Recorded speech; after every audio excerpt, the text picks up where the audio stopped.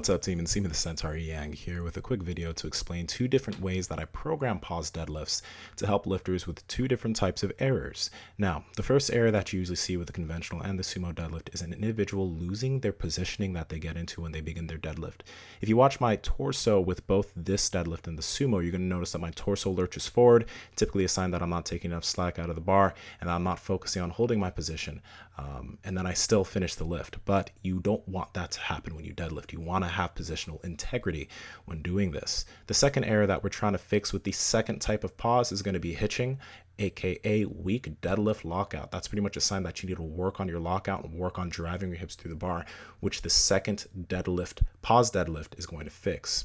Now, the first way that we're going to do pause deadlifts is immediately once you break the ground, you want to make sure you take enough slack out of the bar and you want to hold that position for 1 to 2 seconds and then finish the lift driving your hips through the bar. Okay, you'll notice that once I break the ground, I stop my momentum, pause, hold position, then drive myself through. You also want to make sure that when you're programming this, maybe start with 50% of your 1 rep max and then slowly progress it through your training cycles. And you just don't want to make sure you program it too heavy. Okay, this is to really help work on that technique of holding positioning. Now, the second error we're trying to fix is the weak deadlift lockout or hitching. And the way we're going to do that is pausing at the knees. Now, you notice we're pausing much higher at the knees and making sure that when we drive our hips through the bar, we drive them through hard. Literally, that's what we're really trying to work on here with the conventional and sumo deadlift pausing. You want to make sure that you really drive your hips through the bar and also lock out your knees to help push that mechanic of making sure you have strong hips when you're driving your hips through the bar of the deadlift. Okay, so those are two different ways that I program pause deadlifts for clients. Use it for yourself. Notice what errors you may have with your own deadlifts and maybe see what works best for you. And in this last video, I want to highlight something important with a client of mine, Delbert Moran. In this video, I think it's back in August, he did 510 for a difficult double. But in this next video, we believe he's doing 365 for pause deadlifts. I believe it's around maybe 6 or 7 reps.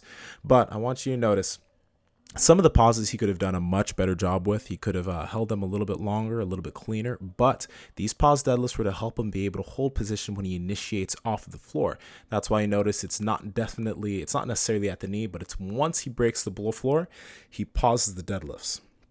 And then in this very last video, you're going to see a most recent test where he did 525 for 6, much more controlled than his last 510 for 2. And mind you, this is about, 6 months or 7 months of work here.